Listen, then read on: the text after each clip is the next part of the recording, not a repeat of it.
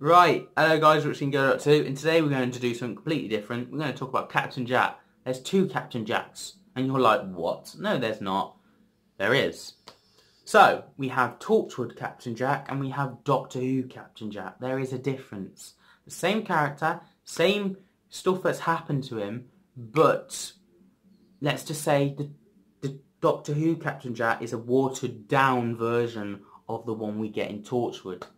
And I'm going to explain that now. So we basically met Captain Jack. He was quite well known, and from series 1 he progressed and we saw his character development.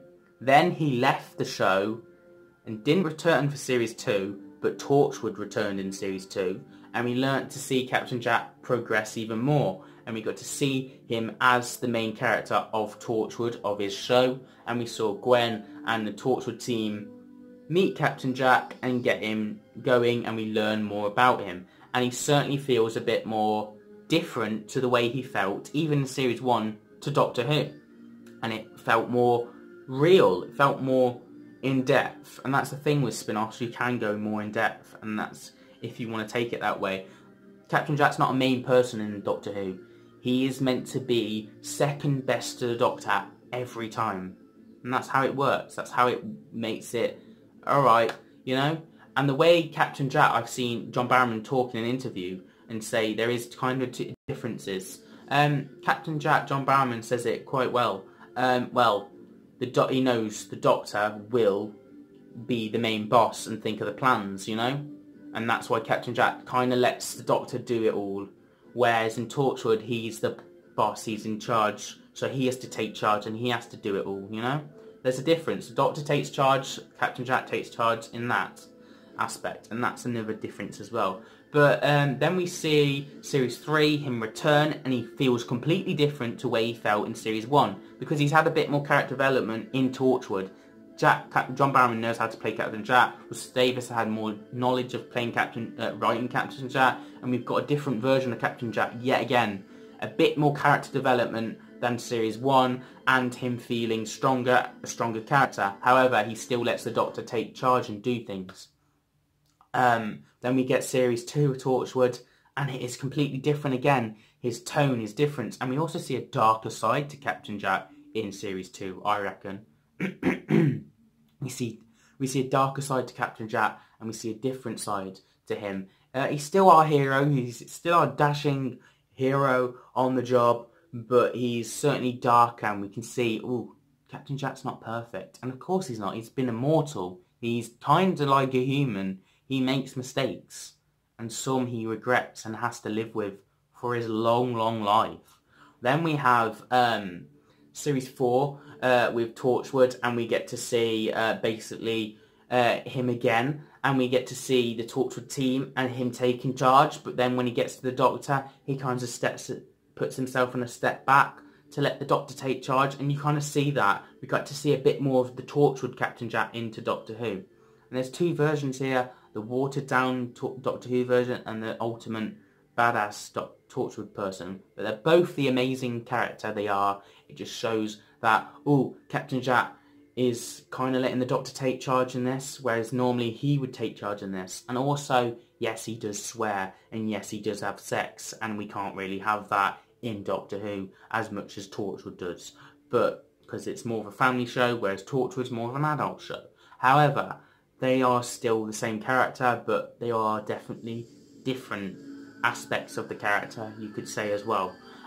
Series 3 of Torchwood now, Miracle Day.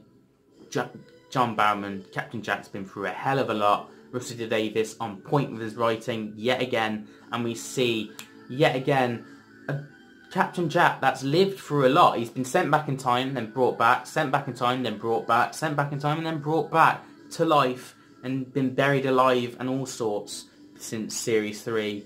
And then we see him yet again, but we get to see him from current time making a dark decision to kill his grandson to save the Earth, and his daughter never speaking to him again, and he has to face that.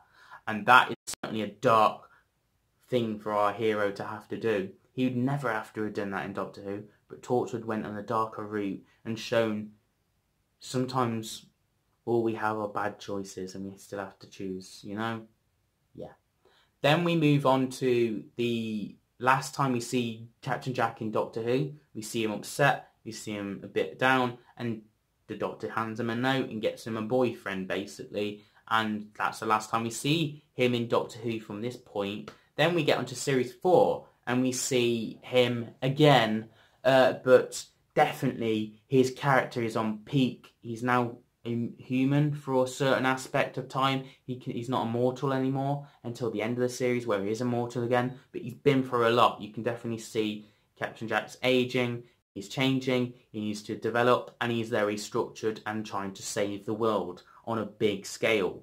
But then we see him, the last time we see him is in Series 12, Episode 5 of the Shadoon episode, and you miss me, right? We sure did, and we didn't get enough of him. But that's not the problem. The problem is, this felt like the most watered down persona we got of Captain Jack so far, I think.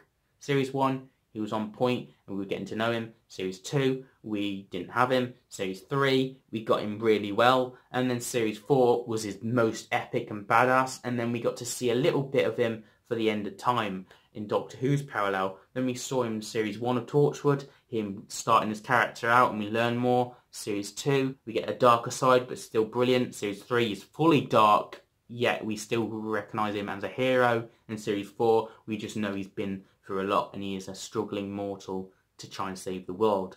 And then finally, we see him now, and you miss me, right? And always the nano genes. It is a small thing to judge him on, or Chris Chibnall to write him on, but it just felt like I was excited. I jumped out of my seat and was like, oh, he referenced nano genes, oh, he's like this. But it's just like showing, oh, you want a sweet? You want this phone? Come get it. Come get it. Showing it in your face, you know? It's like that. And that's what it's like, you know? It's just a bit like, oh, look at this dangly thing.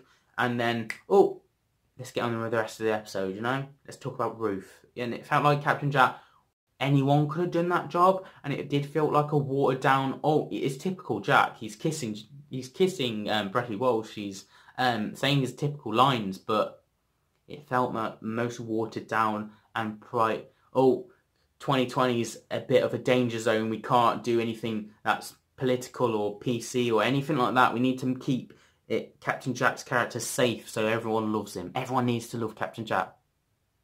No, just write Captain Jack fully. You've written him in Torchwood before, Chris Chibnall. You know how to write him.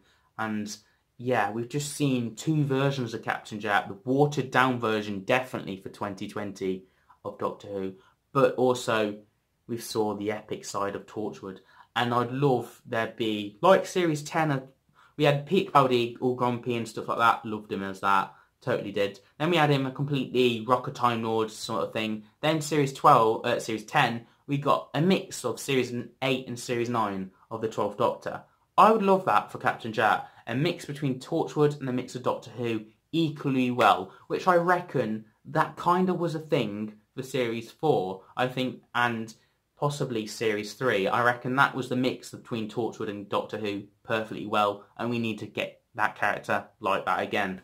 And that's my opinions. That's my quick video on there being two Captain Jacks. And what did you think? Do you think I'm talking gibberish? Do you think I'm onto something? And what did you like? Did you like this episode? Give this video a thumbs up. And click the bell notification so you don't miss a video. And also subscribe. We're trying to get to 200 subscribers. It would be amazing. And as always, have a nice day. See you guys very soon.